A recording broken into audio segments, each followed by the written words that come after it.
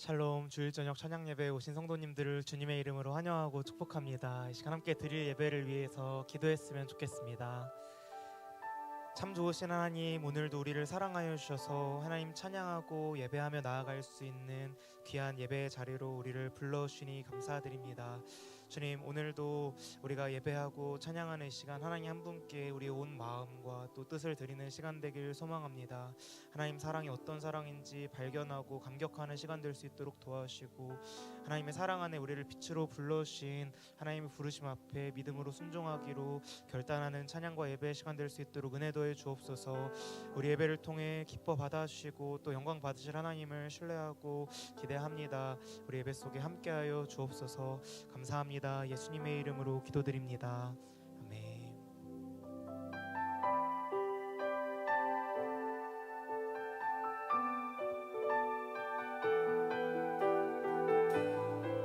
우리 지난 예배 때 함께 나누었던 찬양 가지고 다시 한번 하나님 앞에 나아가길 소망합니다. 오래전부터 날 누르는 내 안에 깊은 절망, 아무 희망도 어떤 기대도 내게 없는데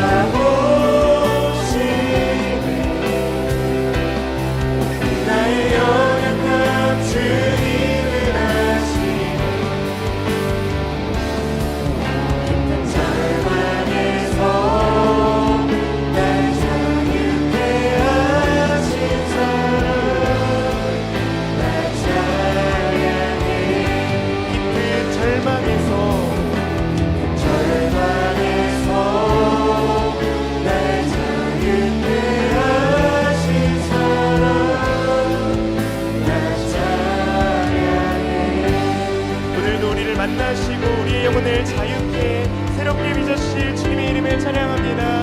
할렐루야.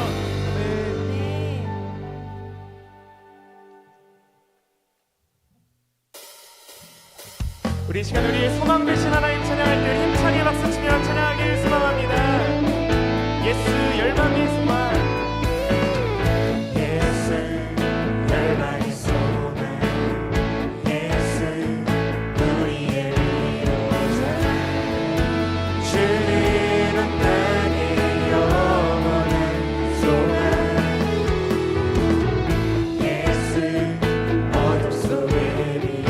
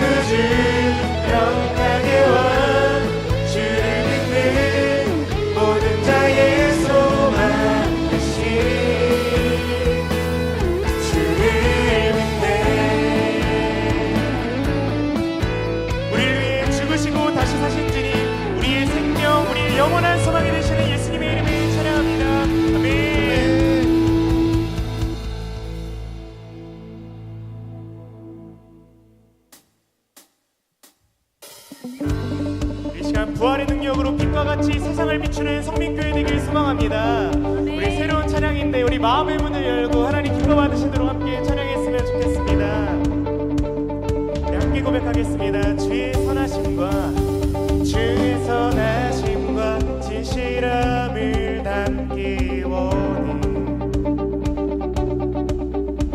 그의 빛으로 나갈 때 그 성품 닮아가네. 빛을 닮아갈 때 주가 주신 자유함으로 옳은 대로 돌아와서 별같이 비추네. 빛으로 비추시네. 빛으로 비추시네. 어둠이 드러나고 나를 숨은 어물에서 벗어나게 하시네. 빛으로 일어서네. 어둠이 밝혀지고 빛 대신 우리 주와 늘 생명길 가네. 용기 내어 찬양하시는 성도님들 아름답습니다. 우리 다시 한번 찬양하겠습니다. 주의 선하심과 진실함을 담기 원해. 그의 빛으로 나갈 때 그 성품 닮아가네.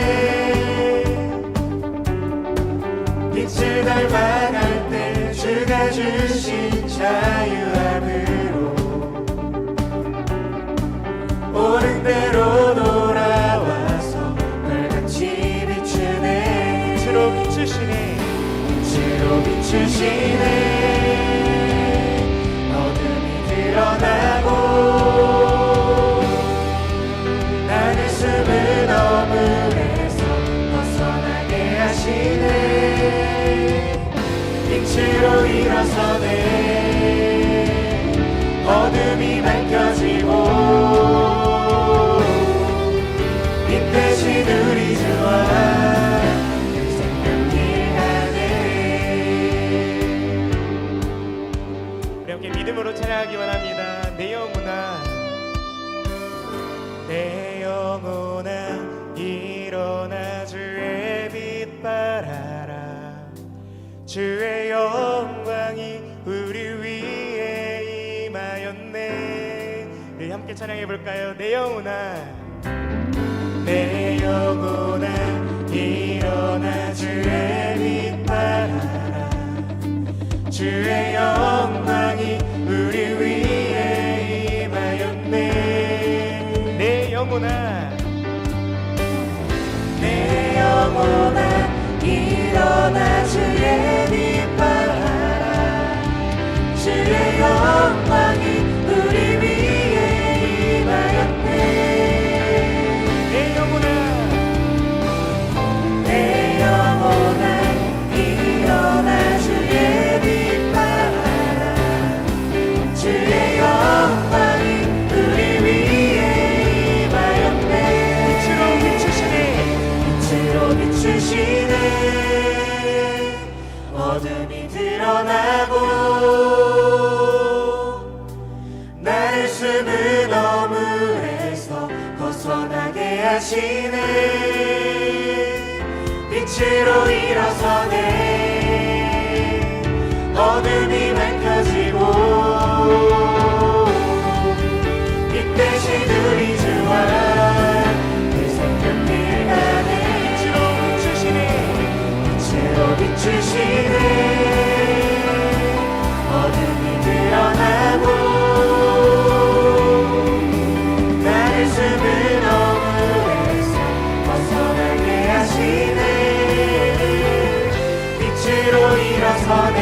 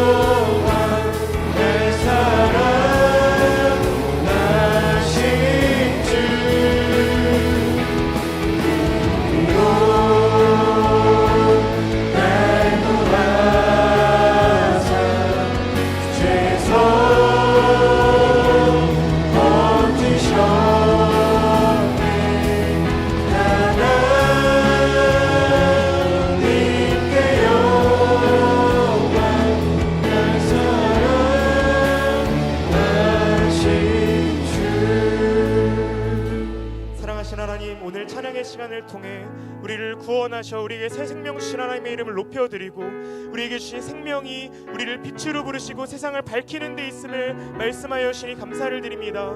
하나님, 우리에게 주신 이 큰 사랑을 가지고 이 큰 소망을 가지고 세상을 비추어가는 성민교회 되길 소망합니다. 오늘 예배를 통해 하나님 기뻐하신 뜻을 발견할 수 있는 시간 될 수 있도록 주님 도와주시고 믿음으로 순종할 수 있도록 도와주셔서 빛다운 빛으로 성민교회가 세워져서 하나님의 영광을 높일 수 있는, 하나님의 영광을 드러낼 수 있는 교회 될 수 있도록 오늘 이 예배의 시간 일하여 주옵소서. 오늘 예배 가운데 함께 하신 성령 하나님을 기대하는 마음 가지고 우리 주여 한번 해주시고 기도했으면 좋겠습니다.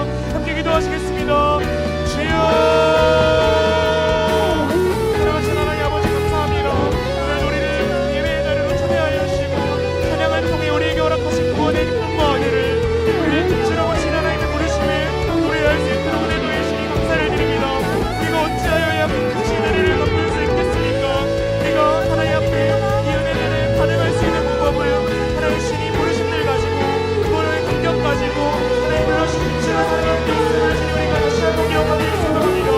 오늘 예배의 시간을 통해 말씀을 잘 통하여서 우리가 순종해야 할 말씀들을 알려주시고 우리를 하나님께서 구하지 말라고 세워주시고 세워주셔서 저와지 하나님의 말씀을 가능한 우리의 모습을 통하여서 우리 개인과 우리 가정과 교와 직장이 주님 살아갈 수 있도록 하나님 나라 확장시켜 원해 할 수 있는 선택이 될 수 있도록 은혜도해 주옵소서. 각각 사람과 기쁨까지 얻을 수 있도록 주님 도와주시고 하나님 이 마음 이루어 주옵소서.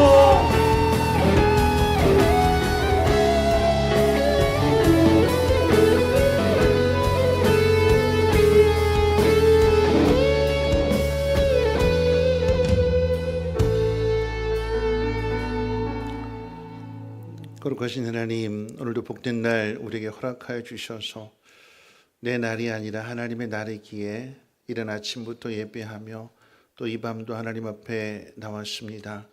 하나님, 오늘 우리가 나온 이 모습이 하나님 앞에 영광이 되게 하옵시고 하나님 한 분으로 인하여 감사하고 우리가 어떻게 살아가야 될 것인지를 깨닫고 늘 겸손히 하나님의 뜻을 이루는 삶이 되게 도와주시옵소서. 사명을 다시금 되찾게 하시며 그 사명을 향해 나아가게 될 때에 하나님 산업에도 복을 주시고 영육간의 강건함도 허락하여 주셔서 우리 안에 거하시는 하나님을 통하여서 능히 그 모든 일들을 이루는 하나님의 사람들 되게 하옵소서. 감사드리며 예수님의 이름으로 기도합니다. 아멘. 저도 신경합니다. 전능하사 천지를 만드신 하나님 아버지를 내가 믿사오며 그 외아들 우리 주 예수 그리스도를 믿사오니 이는 성령으로 잉태하사 동정녀 마리아에게 나시고 본디오 빌라도에게 고난을 받으사 십자가에 못 박혀 죽으시고 장사한 지 사흘 만에 죽은 자 가운데서 다시 살아나시며 하늘에 오르사 전능하신 하나님 우편에 앉아 계시다가 저리로서 산자와 죽은 자를 심판하러 오시리라. 성령을 믿사오며 거룩한 공회와 성도가 서로 교통하는 것과 죄를 사하여 주시는 것과 몸이 다시 사는 것과 영원히 사는 것을 믿사옵나이다. 아멘. 찬송가 250장, 통일찬송으로 182장 찬송의 연영무 권사님 기도해 주시겠습니다.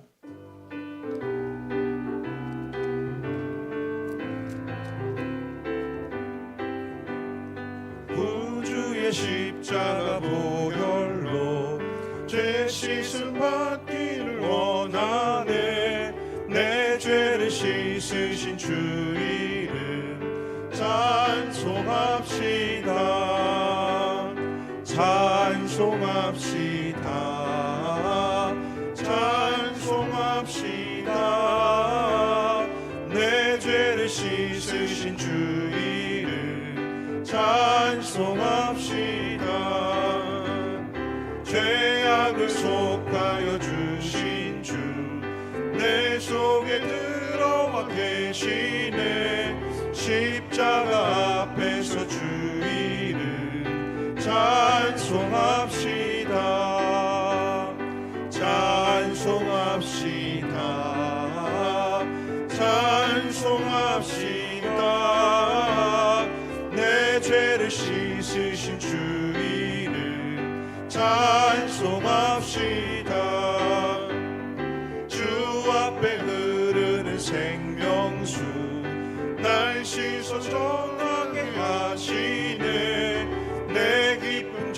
정성을 다하여 찬송합시다.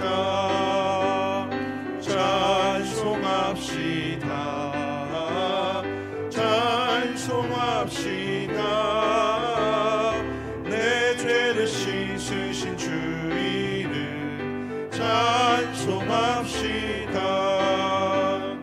내 주께 회개한 영혼은 생명수 가운데 젖었네. 흠없고 순전한 주 이름 찬송합시다. 찬송합시다. 찬송합시다. 내 죄를 씻으신 주 이름 찬송합시다.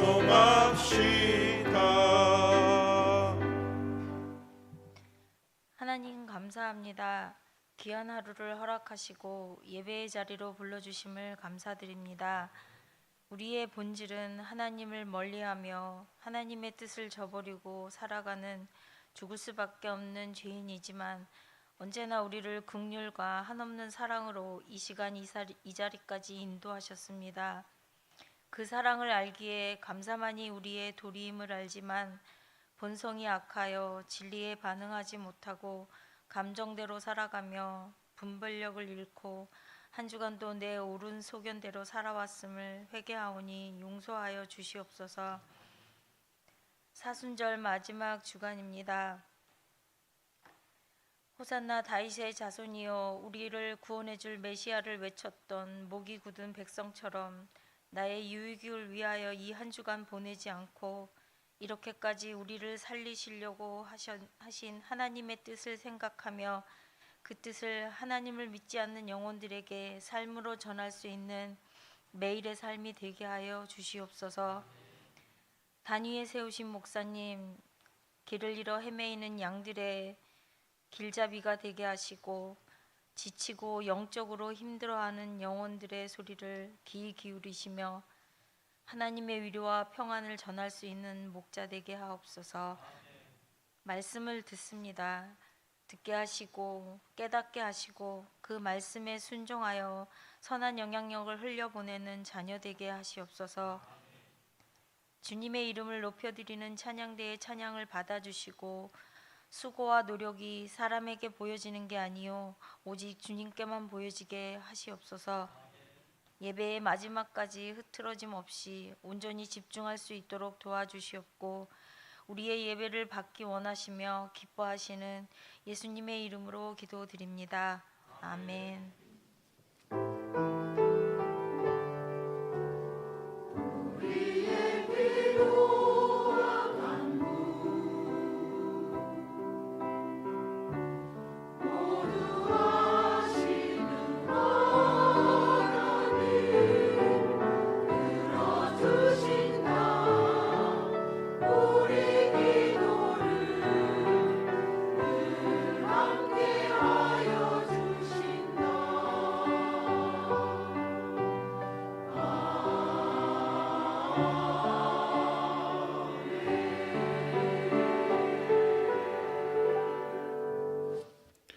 네, 교회 소식은 주보를 참고해 주시고요. 다음 주일 예배는 성찬 예배로 드려지게 됩니다. 한 주간 동안 유심히 고난을 생각하면서 경건한 마음으로 성찬식을 준비해 주시기를 바라겠습니다. 하나님 말씀 보도록 합니다. 하나님 말씀 누가복음 15장, 누가복음 19장 45절로 48절까지.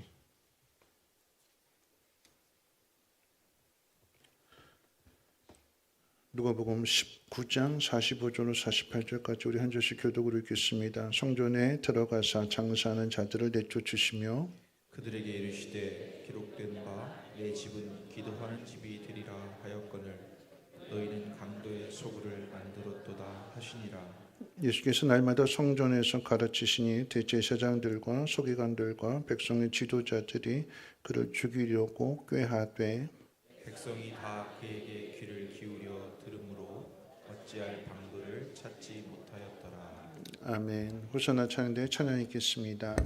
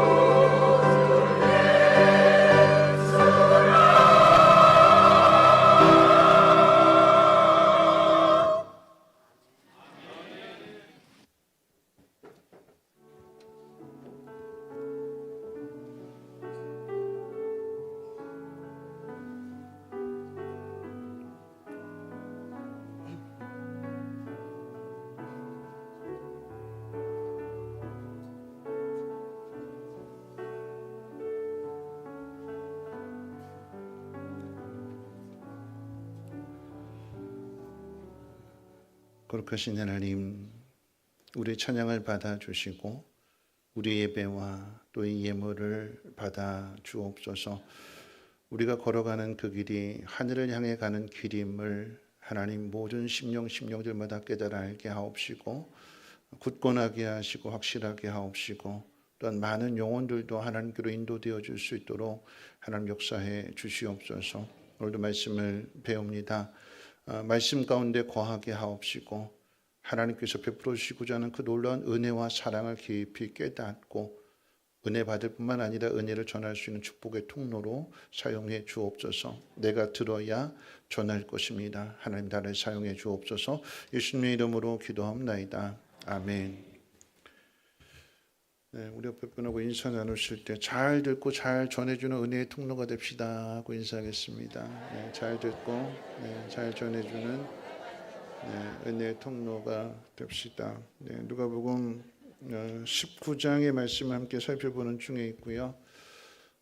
이 말씀은 새벽에도 살펴본 말씀이고 또 지난 금요일 날 말씀이기도 하고요. 또 이제 오늘 주일 저녁 말씀이기도 합니다. 이렇게 같은 말씀들을 자꾸 반복해서 듣는 것은 하나님께서 우리에게 향하신 분명한 뜻이 있는 줄로 믿습니다.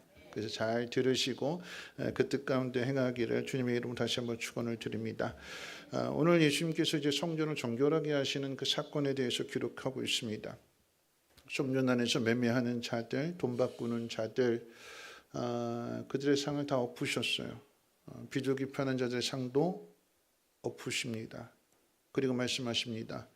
내 집은 기도하는 집이라 일컬음을 받으리라 하였거늘 너희는 강도의 구려를 만드는 도다. 예수님께서 예루살렘에 입성하시는 이유는 우리의 죄 때문입니다. 호산나 다윗의 자손이여, 다 이기적인 욕심들인 거죠. 오늘 우리 권사님 기도하실 때 목이 곧은 자기밖에 알지 못하는 자신의 표류를 위해서 목이 터져라고 외치는, 그러나 하나님의 필요를 위해서는 잠잠하게 되고 하나님이 기뻐하시는 일들에 뒤돌아서서 오히려 더 반대하는 소리의 목소리를 더 크게 외치게 되는 죄인 거죠. 죄. 예수님이 십자가를 지셨다라고 하는 그 자체도 우리의 죄 때문인 거고, 예수님이 십자가를 지러 가시는 그 길 가운데 예수님의 제자들 역시도 함께 그 길을 걸어가지 않고 부인하고 배반하고 뒤돌아서게 되는 이 모든 것 역시도 다 죄 때문입니다. 결국 예수님은 우리의 죄 때문에 십자가에 못 박혀 죽으신 것입니다. 내 죄 때문에, 나 때문에 예수님이 죽으신 거예요. 예수님께서 예루살렘에 입성하셨을 때 그 행적 가운데 있어서 우리가 새벽 예배 때 살펴본 내용 가운데 무화과 나무를 저주하셨습니다. 무화과 나무를 저주하신 그 사건의 교훈은 열매 없는 나무가 되지 말라라고 하는 거죠. 기대하는 것에 대하여 충족해 줄 수 있는, 바라는 것들에 대하여서 이루어 줄 수 있는 그런 삶이 되라라고 하는 것입니다. 그래서 무화과 나무의 저주의 이 사건은 마가복음의 말씀을 통해서는 이게 기도와 용서로 연결이 되는 거잖아요.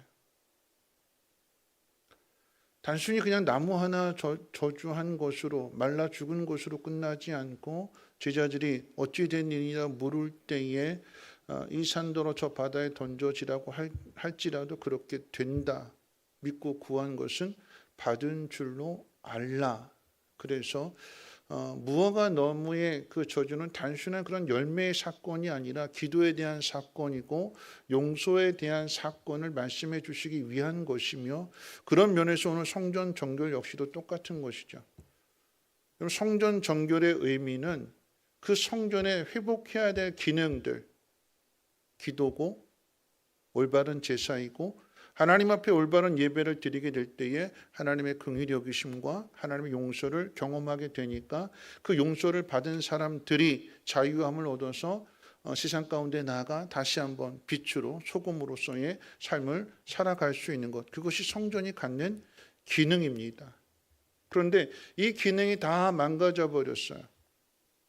예수님께서 뭐라고 책망하시는가 하면 도둑의 소굴을 만드셨다라고 그랬어요.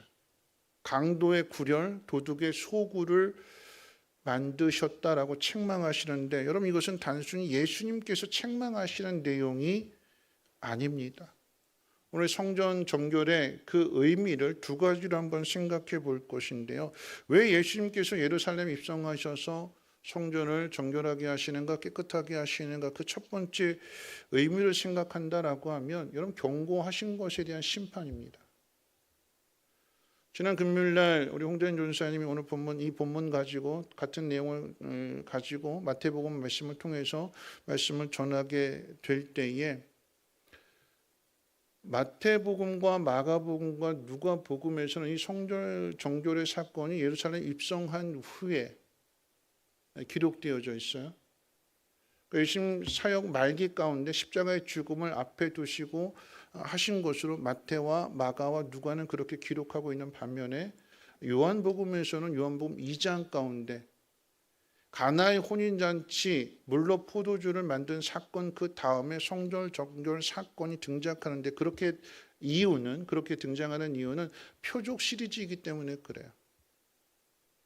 가나의 혼인잔치 물로 포도주를 만드는 것이 첫 번째 표적이고, 두 번째 이제 표적을 구하는 사람들에게 성전을 정결하게 하시는, 그래서 예루살렘 성전이 무너진다라고 하는 것을 예고하시는, 그래서 그 부분에 대해서 요한복음 2장을 해석하게 될 때에 한국에 아주 유명한 신학자 한 분이 계시는데, 세계적으로 한국에서는 그렇게 알려지지 않았는데 세계적으로 유명한 신학자가 바로 김홍전 박사님이십니다. 이 김홍전 박사님 요한복음 2장을 해석할 때 어떻게 해석했는가? 이 성전 정결의 사건을 두 번 있는 것으로 해석하고 있어요.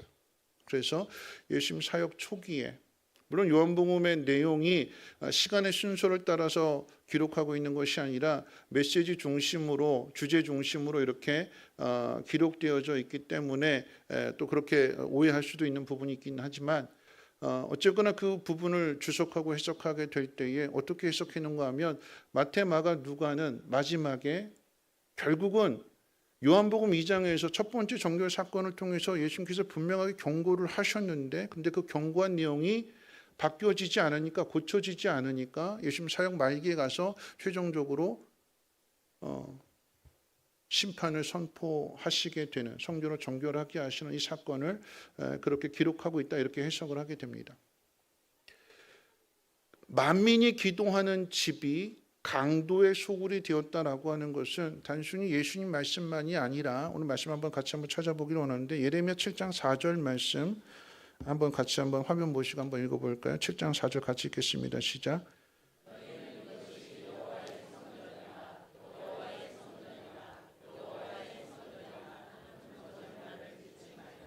네, 교회 오는 사람들마다 이것은 하나님의 성전이다, 하나님의 성전이다, 하나님이 계신 곳이다, 하나님의 집이다 라고 말하는 것들, 그렇게 외치는 것들 믿지 말라.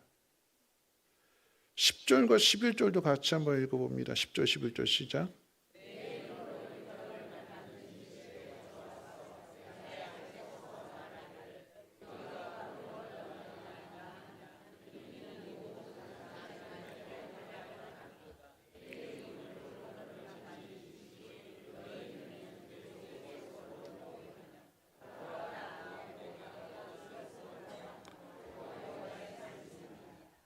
예레미야 시대에, 예레미야 시대라고 하는 것은 하나님께서 유다가 멸망당하게 될 것이다, 바벨론에 포로 잡혀가게 될 것이다, 성전도 불타 없어지게 될 것이다, 이미 경고하셨어요.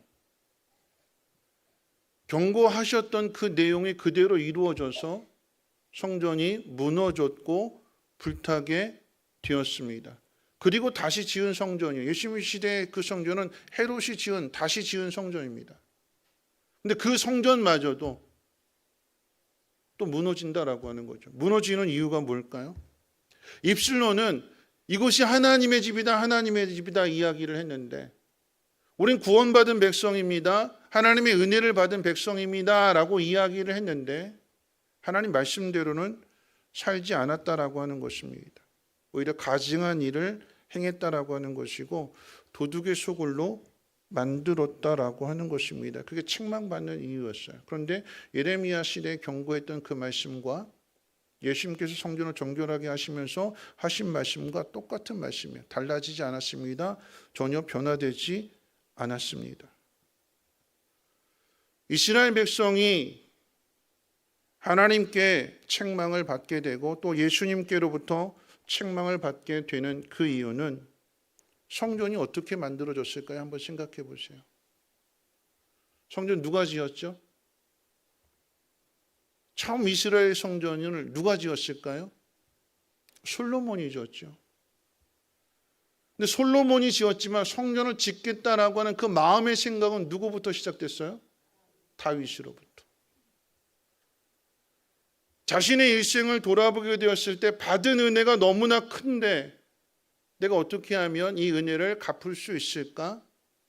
나는 이렇게 화려한 곳에, 이렇게 좋은 곳에 두 발 뻗고 편하게 자는데 하나님의 법궤는, 하나님의 임재의 상징이 되시는 그 법궤는 누추한 곳에 있구나. 그래서 하나님의 성전을 짓겠다라고 하는 그 열심을, 그 갈망을, 그 소원을 갖습니다. 하나님이 허락하시지 않아서 그 성전은 솔로몬에게 지어지게 되지만, 여러분 솔로몬이 성전을 지을 때 역시도 솔로몬이 성전을 지어놓고 어떤 감동을 받느냐면, 어떤 감격에 빠지게 되냐면 그런 거지요. 내가 뭔데? 내가 뭔데? 우리 아버지가 그토록 하나님을 사랑하는 마음 가운데 이 성전을 짓는다고 했을 때에 하나님은 우리 아버지에게는 허락하지 않으시고 내가 뭔데 나에게 이 은혜를 주셨을까? 아버지가 이루고자 했던 그 간절한 소원을 하나님 나를 통해서 이렇게 이루게 하셨구나. 솔로몬이 왕이 되었을 때 그의 나이가 매우 어렸다고 그랬어요. 어렸다고. 정족들이 많이 있습니다. 위에 형들도 많이 있고요. 신하들 역시도 어린 솔로몬이 과연 이 나라를 잘 다스릴 것인가 팔짱 끼고 지켜보는 거예요. 잘못하면 끌어내리겠다라고 하는 그런 상황들입니다. 그런데 그런 상황 속에서 이 성전은 아무나 짓는 것이 아닌데 하나님이 허락하셨고 하나님이 그 모든 과정들 가운데 함께 해주셨고 마침내 은혜 가운데 이 성전을 건축해서 봉헌하게 되었을 때 그 마음은 이루 표현할 수 없는 거지요. 하나님의 성전이 지어졌습니다. 이곳이 하나님의 집입니다.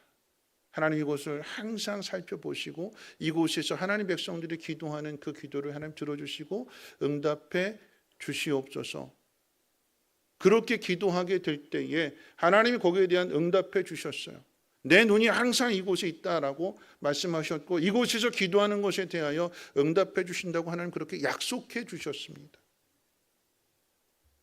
그런데 예수님께서 예루살렘에 입성하셨을 때에 그런 모습이 안 보여지게 되는 것이고 강도의 소굴, 강도의 구렬이 됐다라고 한탄하십니다. 여러분 이렇게 된 이유는 홍자인 전사님이 설교할 때 아주 비유를 잘 들었어요. 아주 머릿속에 쏙 남게 되는 그렇게 기도했다고 그랬잖아요. 하나님 100원만 주세요. 100원만 주세요.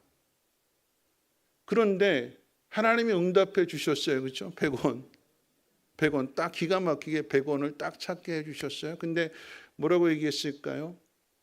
100원을 구하지 않아도 이미 하나님이 그 필요한 것을 아시고 자인아 내가 음료수 사줄게, 자인아 내가 밥 사줄게.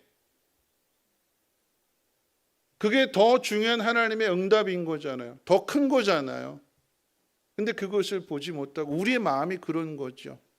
100원에 나한테 꼭 필요한 거, 이거 내가 꼭 채워줘야 될 건데, 이거 나한테 꼭 있어야 되는 건데, 우리의 생각이 자꾸 내 중심이 되는 거예요. 하나님이 나에게 주시고자 하는, 그래서 그 설교 들으면서 그랬어요. 자기나 내가 밥 사줄게 라고 했을 때에 밥을 얻어먹으면 얼마가 남는 거예요? 3,000원이라고 하면 2,900원이 남는 거잖아요. 음료수 사줄게 했을 때에 그 음료수 얻어먹으면 어떻게 돼요? 1,000원이라고 한다면 900원 남는 거잖아요. 왜 그걸 보지 못하고 자꾸 우리 생각에 맞춰서 우리 생각대로 우리 기준대로 모든 걸 하려고 하는 걸까요? 강도의 구렬, 도둑의 소굴이 되었다라고 하는 이 표현 속에는 이런 의미가 있는 거예요. 여러분 이 속에는 두 가지 사람들이 나타나게 되는데, 첫 번째는 이 성전을 자기 이익의 도구로 사용하는 대제사장이 있고요. 이 대제사장의 자리를 하나님이 임명해 주시는 건데, 하나님의 임명이 아닌 로마 황제에게 뇌물 줘가지고 황제 허락을 받아서 대제사장의 직분을 사게 되는, 하나님의 법을 깨트리고, 그러니까 내가 뇌물 바쳤어요. 뇌물로 이 자리 얻어냈어요. 그럼 본전 뽑아야 되는 거잖아요. 어떻게 뽑는다고요? 자리 정해놓고 그 자리 값을 받는 거예요. 자리 파는 거예요. 이 자리 1,000만 원. 우리나라 요즘 지역 축제하게 될 때에 그 지역 축제하게 되면 그 지역에 계시는 매화 축제가 됐든 어떤 축제가 됐든 시간에 정말 그곳에서 음식을 정성껏 만들어서 이렇게 파는 게 아니라 외부 사람들에게 그 자리를 파는 거죠. 그러니까 외부 사람들이 들어와서 내가 돈 내고 그 자리 샀으니까 그만큼의 음식값을 통해서 남겨 먹어야 되니까 순대 한 접시에 15,000원 되는 거고 2만 원 되는 거고 이렇게 되는 거잖아요. 본전 뽑아야 되는 거예요. 대제사장이 그러고 있다라고 하는 얘기예요. 대제사장이 하나님의 법으로 따진다라고 하면 흠이 없는 정결한 짐승을 끌고 와서 하나님 앞에서 그것을 제물로 드리고 하나님 앞에 나아가야 되는데, 이 대제사장이 검열하면서 이거 불합격 받고 그러면 기껏 힘들게 가져왔던 거 이거 다 무용지물이 되니까, 돈이 이중으로 지출되게 되니까 편리함을 추구하게 되는 것이고, 이 편리함을 생각하게 되니까 이게 서로 맞닥뜨려지게 되는, 맞물리게 되는 거예요. 부창부수가 되는 거예요. 팔아먹겠다고 하는 사람이 있는 것은 사는 사람이 있으니까, 필요로 하는 사람이 있으니까 이게 서로 맞닥뜨려져서 강도의 속을, 도둑의 구렬이 만들어지게 되는 거죠. 이익을 취하려고 하는 사람, 거기에 편승해서 편리하게 모든 것 다 편하게 하려고 하는 사람들이 함께 마음이 맞이게 되니까 이 죄가 만들어지게 되는 거예요. 왜 편리함을 추구하는 걸까요? 왜 힘들게 집에서부터 정결한 짐승, 너는 하나님 앞에 드릴 거야 딱 구별해 놓고, 먹는 것도 다르고 돌보는 것도 다르고, 너는 하나님 앞에 나아갈 거야, 너는 하나님 앞에 드려질 제물이야, 가자. 그렇게 끌고 오는 이런 모든 과정들을 다 내던져버리고 돈 가지고 와서 성전에서 좀 비싸긴 하지만 내가 끌고 오는 이런 모든 수고를 생각한다면 이게 편하구나 해가지고 편하게 하는, 대제사장이 파놓은 그 함정 속에 들어오는 사람들, 누가 들어오느냐? 똑같은 사람들이 들어오게 되는 거예요. 하나님이 원하시는 것을 생각하지 않고 그저 우리의 입장에서, 우리의 기준에서 편한 것들을 찾으려고 하니까 왜 오는 거예요? 왜 절기 때 찾아오게 되고, 왜 속죄일에 찾아오게 되고, 왜 이렇게 오게 되는 걸까요? 똑같은 거예요. 여러분 교회 왜 나오시죠? 교회 왜 나올까요? 주일날 교회 왜 나와요? 저녁에 왜 나올까요? 안 나오면 벌 받을 것 같거든요. 11조 왜 해요? 안 하면 다른 데 펑크 날 것 같거든요. 그런 마음에서 한다라고 하는 건 이거 도둑의 속을 속으로 들어가는 거예요. 이스라엘 백성들이 편리한 것들을 생각하면서 저 멀리 자기 집에서 또 재물을 가지고 짐승을 끌고 오는 이것이 아니라 그저 빨리 가서 예배 드리고 오면 내 할 도리 다 했으니까 그러면 예배 드리는 게 안전하다 하는 이 도둑의 심보를 가지고 나온다라고 하는 얘기예요. 그렇게 책망하시는 거예요. 내가 예배를 드리면 한 주간이 편하겠지. 왜 안 나왔냐고 전사님들 신방 전화 안 할 거고 누구 물어보는 사람 없을 거고 내가 한번 그래 나가주는 게 내가 편하니까 안전하다고 생각하니까 여러분 그렇게 나오는 것은 하나님 기뻐하시지 않는다라고 하는 얘기. 우리 신앙이 자꾸 편리한 쪽으로 가면 안 돼요. 오늘 낮에도 제가 광고하면서 이야기할 때에 그럼 신방이라고 하는 거 한번 생각해 보세요. 한 권사님이 정말 제가 은혜 받았어요. 제가 은혜 받았어요. 신방대원도 우리 전사님하고 목사님 같이 갔는데 목사님 신방 오신다고 생각하니까 그날 월차를 낸 거고 집을 청소하게 된 거고 그 마음이 너무나 기뻐서 잠을 못 이뤘대. 여러분 그 이야기를 들으니까 어떨까요? 여러분 몇 년 전에만 해도 우리 목장 안에 우리 교회 안에 한 목장은 신방 가면 그분들 전부 다 한복 입고 계셨어요. 한복 입고 신방을 가게 되면 차 도착하면 다 문 열고 나와서 계시는데 그 목원 식구들 다 한복 입고 기다리고 계셔요. 제가 보기에 거추장스러운데 그냥 편하게 입으세요. 그런데 그렇게 입으시고 그렇게 예배를 다 드리고 나면 이제 뭐 식사하러 갈 때나 그렇게 되면 또 다 방으로 들어가세요. 뭐로 들어가실까요? 네, 옷 갈아입으러. 번거롭잖아요. 이제 그렇게 하세요. 근데 그 마음은 어떤 마음일까요?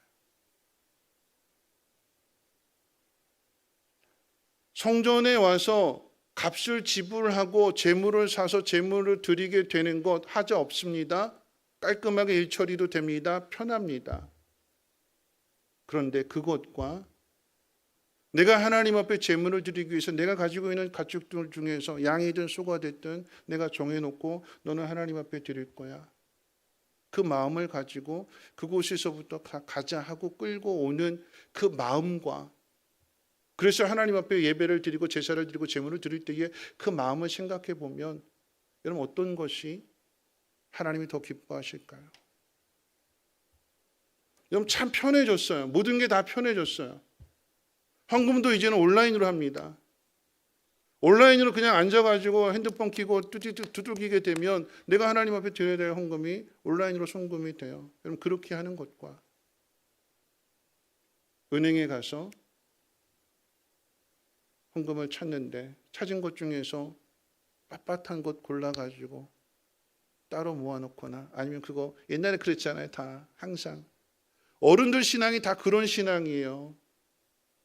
빳빳하게 다려서 가져오게 돼요. 오늘 올라오기 전에 한 분 부부가 들어오셨어요. 감사헌금 가지고 오셨어요. 300만 원이었어요. 놀라지도 않으세요. 네. 근데 깨끗한 돈이었어요. 들어오신 이유는 하나님 앞에 물론 드릴 수 있어요. 이름도 없이 빚도 없이 드릴 수 있어요. 무명으로도 드릴 수 있고요. 근데 옛날의 신앙은 어떤 신앙이었냐면 목사님한테 기도받고 싶어서요. 사모함이잖아요. 사모함. 편한 것 있지만 여러분 편한 것 속에서 그 사모하는 마음은 하나님을 향한 그 마음은 잊어버리지 말자라고 하는 얘기예요. 어떤 의미가 됐든지 간에 어떤 방법이 되었든지 간에 우리가 지켜야 될 전통이 있다면 그래서 오늘 우리 호산나 찬양대 오늘 또 은혜가 돼요. 이렇게 다 나이들 있으시잖아요. 우리 임마누엘보다. 근데 이 자리에 계세요. 하루 종일 교회에 계세요. 하루 종일. 저 멀리서 오신 분들은 하루 종일 예배 낮에 예배 드리고 같이 계시면서 교제하시고 저녁에 식사하시고 그리고 연습하시고 이 자리에 서시는 거예요. 화성에 오신 분 권사님도 계시고 권사님 여기 서시니까 장로님도 같이 따라서 같이 저녁 예배 드리기도 하시고 그렇죠? 하나님 앞에 예배하는 것이 무엇인지 직분을 감당하고 사명을 감당하는 것이 무엇인지를 누군가는 그것을 지켜나가는 사람이 있기 때문에 MZ세대들이 요즘 편리한 거 찾고 그런다 할지라도 시대가 그러니까 아니요. 그건 세상 이야기잖아요. 시대가 이야기하는 사람을 만들어내는 게 교회가 아니라 성경이 말하는 사람을 만들어내는 것이 그 교회가 할 일이잖아요. 옛날 방식이니까 무시할 것이 아니라 옛날 방식이라 할지라도 그 마음에 정말 진심이 담겨져 있다면 누군가는 그것을 지키고 보존해야 되는 거죠. 여러분 다 편리함을 추구해요. 편리함. 그러니까 편리한 것을 찾다 보니까 그 마음의 중심을 잃어버려요. 오늘 저와 여러분들이 하나님을 예배하면서 우리 성민교회에 지켜야 할 것들을 여러분들이 사명을 가지고 잘 지켜나가시기를 주님의 이름으로 축원을 드립니다.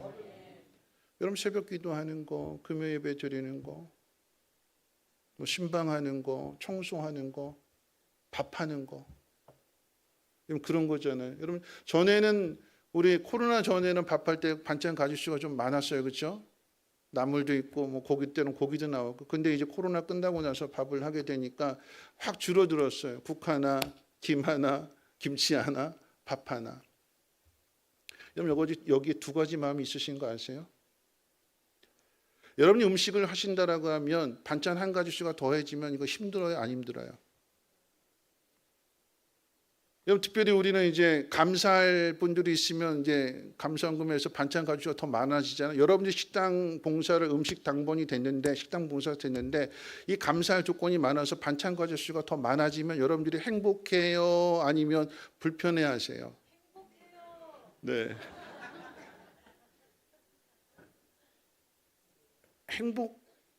행복하시다고 고백했어요, 그렇죠? 네, 아멘입니다. 네. 그런데 여러분 그 간혹가다 그 불편한 마음, 운이 없어서 하필 우리 식당당번 할 때 왜 이 반찬 가지수 더 많게 하는 거야? 반찬 가지수가 많으면 밥 먹는 사람도 많아지게 되는데 밥 먹는 사람 많아지면 설거지거리도 많아지게 되는데 일이 더 늘어나는데 일하면 힘들죠. 근데 입장을 바꿔서 여러분이 밥을 먹으시는데 식사를 하시는데 반찬 가지수가 국 하나, 김 하나, 그럼 뭐라고 얘기하실까요? 먹을 게 없어 이러잖아요. 먹는 입장에서는 먹을 게 없다고 그래요. 일하는 입장에서는 힘들다고 그래요. 그럼 어디에 맞춰야 될까요? 여러분 교회는요 내 입장이 아니에요. 그래서 예수님께서 성전을 정결하게 하시는 그 두 번째 의미는 뭐냐면 여러분 계속해서 편리한 것들을 찾다 보고 재물 안 가지고 오다 보니까 이 값은 계속해서 천정부지로 뛰게 되는 거예요. 그럼 결국 재물을 사서 제사를 드리고 이렇게 하시는 사람들은 돈 있는 사람들만 오게 되는 거죠. 돈 없는 사람들은 재물을 살 수 없는 사람들, 내가 정성을 다해서 집에서 돌본 그 짐승을 끌고 왔는데 대제사장이 돈에 눈이 멀어서 욕심에 눈이 너 불합격 이래 버리면 그 다음에 또 올까요? 안 오게 되는 거죠. 그 교회에서 점점 멀어지게 되는 거예요. 하나님 이걸 원하실까요? 원하시지 않지요. 그러니 예수님께서 뭐라고 말씀하시는 거예요? 이 성전을 헐라 내가 3일 만에 다시 세울 거다. 요한복음에서는 예수님 몸에 비유해서 성전을 말씀하셨어요. 왜 허실까요? 단순하게 정결하게 하시는 것으로 끝나지 않고 왜 성전을 다시 허시고 다시 새롭게 하신다? 그 의미는 어떤 의미일까요? 유대인들 성전 만들어 놓으니까 유대인들만 들어왔어요. 이방인들은 들어오지 못합니다. 유대인만 하나님 만날 수 있대요. 이방인들은 만날 수 없대요. 선을 그어놨어요. 예수님이 이 성전을 무너뜨리시고 자신이 성전 되신다라고 하는 이야기는 이방인들에게도 들어올 수 있도록 오히려 어떻게 해요? 성전을 더 확장시키는 거예요. 성전을 폐지하는 게 아니라, 없애는 게 아니라, 율법을 폐지하는 것이 아니라 너희가 서로 사랑하라. 하나님의 말씀을 더 강화시켜서 바리새인의 의보다도 더 나은 그 의가 무엇이냐라고 할 때에 하나님의 긍휼을 구하는 거죠. 내가 어느 정도의 계획을 세워놓고 이만큼 내 한계를 정해놓고 내가 이거 가지고 하나님 앞에 나아가니까 하나님 복 주십시오. 이게 아니라 내가 하나님 앞에 나아가니까 하나님 나를 긍휼히 여겨주시고 하나님이 저에게 주시고자 하는 것을 저에게 주십시오. 여러분, 이게 성전이 되어야 되지 않을까요? 예수님께서 성전을 무너뜨리시고 예수님이 성전이 다시 되신다라고 하는 그 의미는 그 경계를 허무는 거예요. 담을 허무는 거예요. 제한을 두지 않는 거예요. 누구든지 오라, 누구든지. 하나님 만나고 싶은 사람, 하나님의 은혜가 필요한 사람 누구든지 와라. 이렇게 해야 되는 게 성전인데 이게 안 되니까, 이것이 안 이루어지게 되니까 예수님 이거 다 뒤집어 엎으시는 거고 무너뜨리시게 되는 것이고 그 예루살렘이 무너지게 되는, 성전이 불타게 되는 그 사건을 보여주는 것이 오늘 말씀 가운데 같이 한번 읽어볼까요? 48절 말씀 같이 한번 읽어볼까요? 48절 함께 읽겠습니다. 시작. 백성이 다 그에게 귀를 기울여 들음으로 어찌할 방도를 찾지 못하였더라. 성전의 기능이 회복돼서 어떤 기능일까요? 말씀을 듣기 시작하는 거예요. 성전에 나와서 그저 제물 드리고 돌아가기 바빴는데, 내 할 일 다 했다고 돌아가기 바쁜 게 그것이 이스라엘 백성들의 모습이었는데 예수님을 통해서 성전이 정결하게 되니까, 그곳에서 말씀을 가르쳐 주시니까 사람들이 그 말씀 듣는 것이 기뻐서 계속해서 말씀을 듣게 돼. 얼마나 갈급했을까요? 그러니까 예수님을 죽이려고 했던 사람들이, 이 사람들이 자꾸 말씀에 빨려 들어가고 있고, 그런 거예요. 여러분, 제 설교가 길어요, 짧아요? 길어요, 짧아요?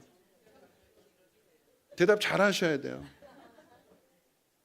여러분, 은혜 받으신 분들은 설교가 짧다고 그래요. 저희가 설교 시간이 문제가 되지 않아요. 근데 설교 시간이 길다, 시간 자꾸 본다 이렇게 하는 분은 어떤 분일까요? 은혜 못 받는 거예요. 제 설교에 문제도 있을 수 있겠지만, 그런데 이 말씀은요, 하나님이 주시는 말씀이잖아요. 누가 전할지라도 하나님 말씀은 그 사람에게 꼭 필요한 말씀을 주시는 건데, 근데 내가 그걸 안 듣고 집중 안 하게 되고 자꾸 딴짓하고 딴 생각하고 시계 보게 되니까 이 설교 시간이 길게 느껴지게 되는 거예요. 아, 우리 목사님 설교가 길어 라고 이야기하시는 분들은 저 흰돌교 윤석전 목사님 그 교회 가서 한번 예배 한번 드리고 오시면 거기 3시간이에요. 3시간 설교가. 수련회 갔는데 3시간을 설교를 하시더라고요. 3시간을. 지루할까요? 근데 다 은혜 받아요. 은혜 받아요. 그러니까 여러분들이 설교 길다 짧다 이걸 논하기 전에 여러분들이 설교에 집중하는 그런 모습들을, 딱 은혜 받는 모습들을 보면 왜 빨리 안 끝나 막 불평하는 사람들도 쏙 들어가게 되는 거예요.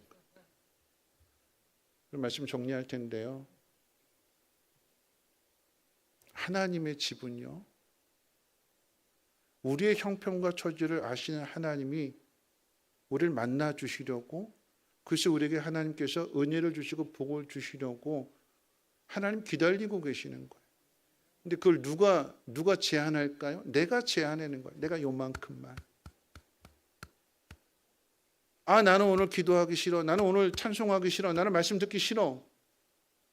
내가 결정하고 내가 스스로 정해놓고 나오게 되는 거예요. 빨리 끝나고 빨리 가서 드라마 봐야지. 빨리 끝나고 집에 가서 밥 해 먹어야지. 여러분, 이런 생각이 아니라 하나님 오늘 주실 은혜를 사모하면서 나오고 있다면 하나님 그 마음 가운데 하나님이 주시고자 하는 것을 쏟아부어 주시는 거예요. 그래서 마태복음 21장에서는 어떤 사건이 기록되어져 있는가 말씀을 가르쳐 주실 뿐만 아니라 소경의 눈을 뜨게 해주고 저는 자들을 걷게 해주셨다. 치료의 역사가 나타나게 되는 것이고 하나님의 은혜가 임하게 되는 것이고 용서가 나타나고 긍휼이 나타나게 되고 하나님의 능력이 나타나게 되는 거. 이곳이 성전이래요. 이곳이. 이 성전을 만드시기 위해서 우리의 죄성을 그대로 드러내시고 나타내시기 위해서 십자가에 못 박혀 죽으신 것이고 다시 부활하심으로 인해서 우리 안에 성령을 보내주셔서 구약의 이스라엘 백성들보다도 신약에 있어서는 누구에게나 다 와도 좋다. 그래서 말씀 마치면서 우리 히브리서 4장 14절 16절 말씀 읽고 말씀 마치도록 할 텐데요. 화면 보시면서 함께 같이 한번 읽겠습니다. 시작. 네, 그러므로 우리에게 큰 대제사장이 계시니 승천하시니 곧 하나님의 아들 예수시라. 우리가 믿는 도리를 굳게 잡을지어다. 우리의 있는 대제사장은 우리의 연약함을 동정하지 못하실 리가 아니요 모든 일에 우리와 똑같이 시험을 받으시니로되 죄는 없으시니라. 그러므로 우리는 긍휼하심을 받고 때를 따라 돕는 은혜를 얻기 위하여 은혜 보좌 앞으로 담대히 나아갈 것입니다. 은혜 보좌 앞에 담대히 나아가서 하나님이 여러분들에게 주시거든요. 여러분이 스스로 제안하는 것이 아니라 요만큼만이요. 난 요만큼만 할래요.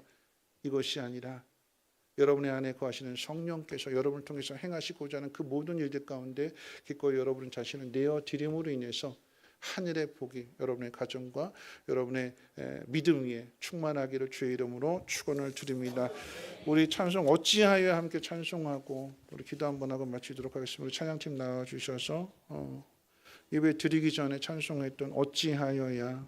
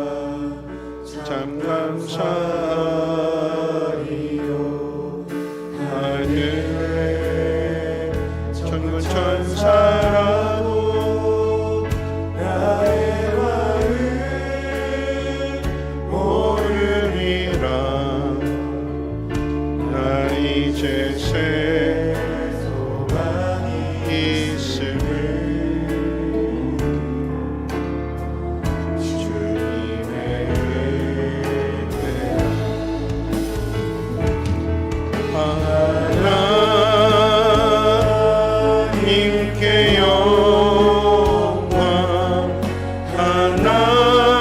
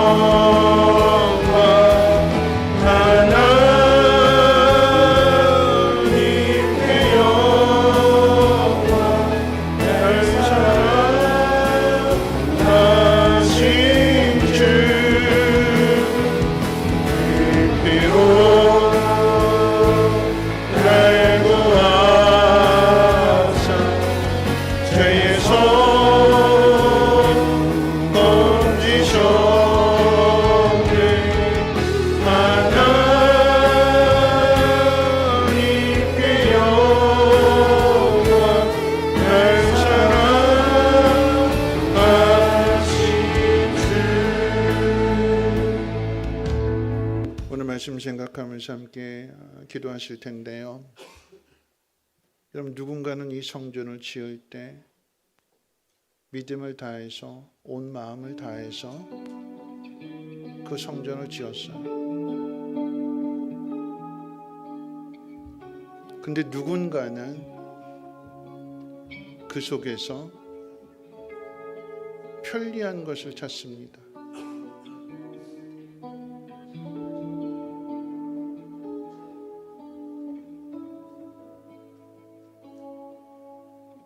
우리 신앙이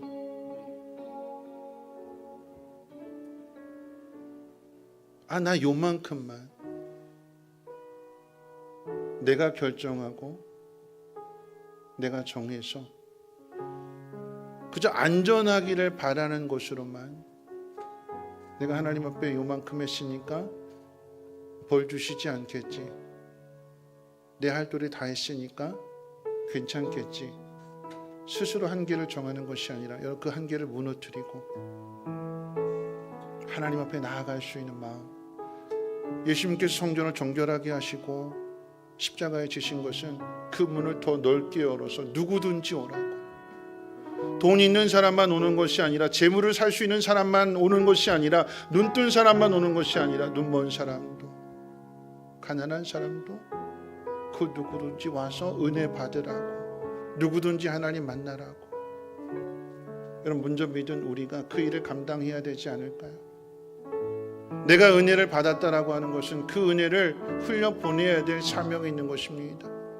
하나님 앞으로 은혜가 필요한 사람들을 인도하는 것이고, 그들이 이곳에 마음껏 하나님을 찬양하고 하나님의 사랑을 경험할 수 있도록 하나님 그 믿음을 다시 되찾게 도와주시고 하나님의 영광을 나타내는 삶이 되게 해달라고 우리 함께 통성으로 하나님 앞에 기도합니다. 거룩하신 하나님 감사합니다. 오늘도 말씀을 듣습니다. 마지못해서 나와서 마지못한 마음으로 예배하고 돌아가는 것이 아니라, 하나님의 공연과 하나님의 도우심을 구하며 하나님 복 주시고자 하는 것들을 사모하는 마음으로 나올 수 있는 우리의 믿음이 되게 도와주시옵소서. 하나님, 우리에게 맡기신 일을 하나님 잘 감당하게 하시되, 욕심을 따라 구하지 않게 하시고 편한 것 찾지 않게 하시고, 미련해 보일지라도 바보 같을지라도 하나님의 영광을 나타내는 그 일을 순종할 수 있는 우리의 믿음이 되게 도와주시옵소서. 하나님, 내 손이 아니라 하나님의 손으로 주시는 것을 받는 우리 모두가 되어지게 도와주시고, 하나님 우리 안에서부터 이 모든 것이 더욱더 흘러넘칠 수 있도록 하나님 기름 부어 주시옵소서.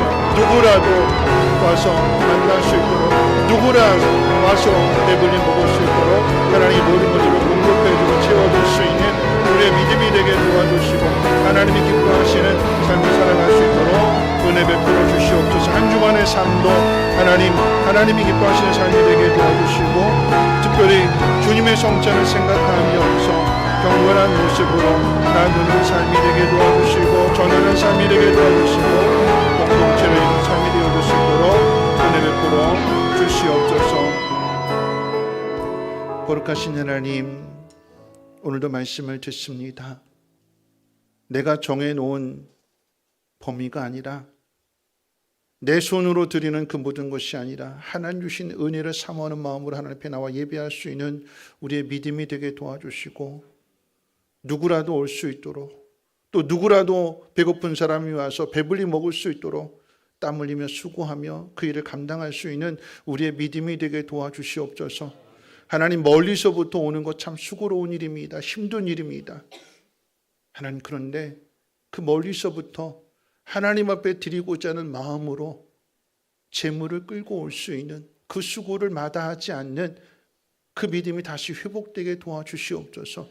하나님, 성민교회가 이곳에 세워졌던 것들은 우리 믿음의 선배들이 그 일을 감당했기 때문에 오늘 이 자리에 성민교회가 세워진 줄로 믿사오니, 하나님, 성민교회가 더 많은 사람들이 올 수 있도록 오늘의 이 시대에, 오늘 우리의 삶에 있어서 하나님 이 삶을 잘 감당할 수 있도록 기름 부어주시고 성령의 충만함을 허락해 주시옵소서. 한 주간의 하나님 삶도 복되게 하여 주시고, 성찬을 기억하면서 나누는 삶이 되게 하시고 하나님 경건한 삶이 되게 도와 주시옵소서. 감사드리며 예수님의 이름으로 기도합니다. 아멘. 주기도문합니다. 하늘에 계신 우리 아버지여, 이름이 거룩히 여김을 받으시오며 나라가 임하옵시며 뜻이 하늘에서 이루어진 것 같이 땅에서도 이루어지리. 오늘날 우리에게 일용할 양식을 주옵시고 우리가 우리에게 죄 지은 자를 사하여 준 것 같이 우리 죄를 사하여 주옵시고 우리를 시험에 들게 하지 마옵시고 다만 악에서 구하옵소서. 대개 나라와 권세와 영광이 아버지께 영원히 있사옵나이다. 아멘.